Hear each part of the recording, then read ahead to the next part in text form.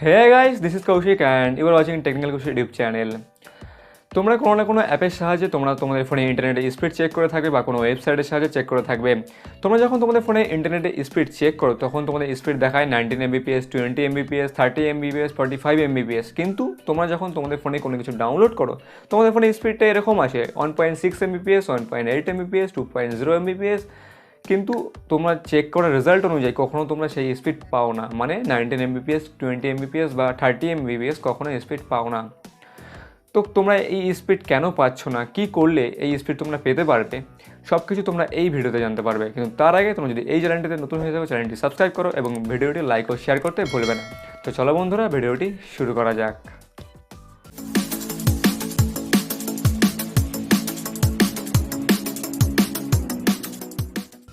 আসলে ফোনের ইন্টারনেটে স্পিড চেক করার সময় যে স্পিডটা আমরা দেখতে পাই এবং ফোনে যখন কোনো কিছু ডাউনলোড করি তখন যে স্পিডটা আমরা দেখতে পাই সেই দুটি স্পিড পরস্পর সমান হয়।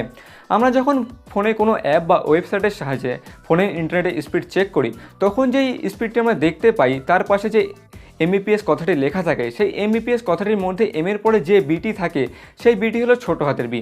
এবং যখন আমরা ফোনে কোনো কিছু ডাউনলোড করি তখন যে স্পিডটি দেখায় তার পাশে যে এমবিপিএস কথাটি লেখা থাকে সেই এমবিপিএস কথাটির মধ্যে যে এমের পরে বিটি থাকে সেই বিটি হলো বড় হাতের বি। এই ছোটো হাতের বি এবং বড় হাতের বি এই দুটির মধ্যে পার্থক্য রয়েছে। ছোটো হাতের বি দিয়ে যে এমবিপিএস কথাটি তৈরি হয় সেই কথাটির অর্থ হলো মেগাবিটস পার সেকেন্ড এবং বড় হাতের বি দিয়ে যে এমবিপিএস কথাটি তৈরি হয় সেই কথাটির অর্থ হলো মেগাবাইটস পার সেকেন্ড। অর্থাৎ যারা ইন্টারনেট প্রোভাইড করে তারাই তাদের স্পিডটি মেগাবিটসে প্রকাশ করে এবং আমরা যে ফাইলগুলি ডাউনলোড করি এবং আমাদের ফোনে যে স্পিডটি শো করে সেটি মেগাবাইটসে প্রকাশ করা হয়। 8 মেগাবিটস ইকুয়াল টু 1 মেগাবাইট। অর্থাৎ কোনো অ্যাপ বা ওয়েবসাইটের সাহায্যে ইন্টারনেট স্পিড চেক করার সময় যে স্পিডটা আমরা দেখতে পাবো সেই স্পিডটিকে যদি আমরা 8 দিয়ে ভাগ করে নিই তার ফলে যে স্পিডটা আমরা দেখতে পাবো সেই স্পিডটি আমাদের ফোনে কোনো কিছু ডাউনলোড করার সময় শো করবে। ধরো ইন্টারনেটে স্পিড চেক করার পরে স্পিড দেখালো 40 Mbps। এই 40কে যদি আমরা 8 দিয়ে ভাগ করি তাহলে উত্তর আসবে 5। এই 5 Mbps স্পিডটি আমাদের ফোনে শো করবে কোনো কিছু ডাউনলোড করার সময়। আশা করি ভিডিওটি তোমাদের ভালো লেগেছে। ভিডিওটি ভালো লেগে থেকে লাইক করে বন্ধুদের সঙ্গে শেয়ার করবে এবং চ্যানেলটি সাবস্ক্রাইব করতে ভুলবে না। দেখা হবে পরের ভিডিওতে। বাই।